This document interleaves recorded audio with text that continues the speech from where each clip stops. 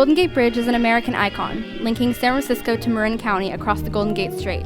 The construction of the bridge began in 1933, but the process began long before this time.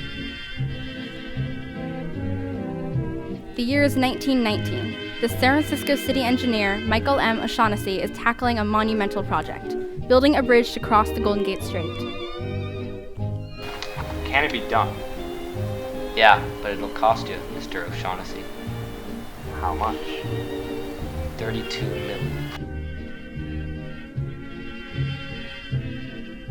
Not on my watch. Joseph Strauss was the man responsible for creating the original design of the Golden Gate Bridge. Strauss's plan consisted of a cantilever suspension hybrid bridge that would support massive amounts of weight and cost only around $25 million.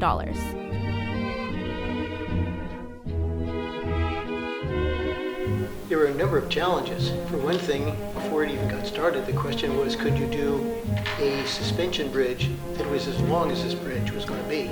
It had never been done before. The plans were released to the public in 1922 and was grossly rejected by the public.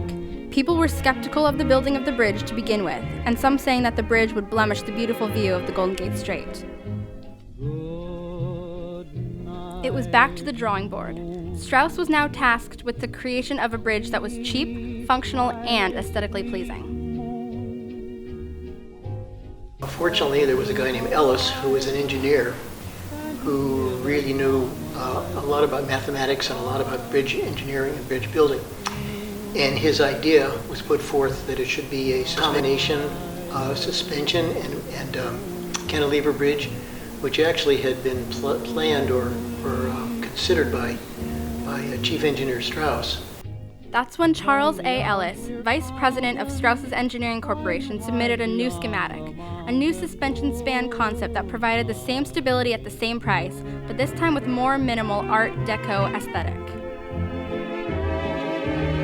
Strauss continued to campaign for his original design, but it became obvious that Ellis's was superior. Strauss was upset, but he has an idea. In 1929, Monsieur O.H. Amon and Professor Charles Derlick Jr. were appointed to serve as the Advisory Board of Engineers alongside Chief Engineer Strauss. Everything went as planned and construction began. Ellis was appointed Supervisor of the People, but eventually returned to Chicago to further refine his idea.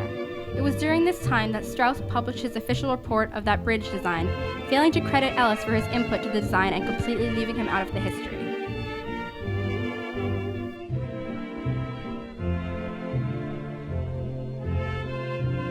It wasn't until 2012, when a plaque was erected in his name, that Charles Ellis received the credit he was due as the designer of the Golden Gate Bridge we know today.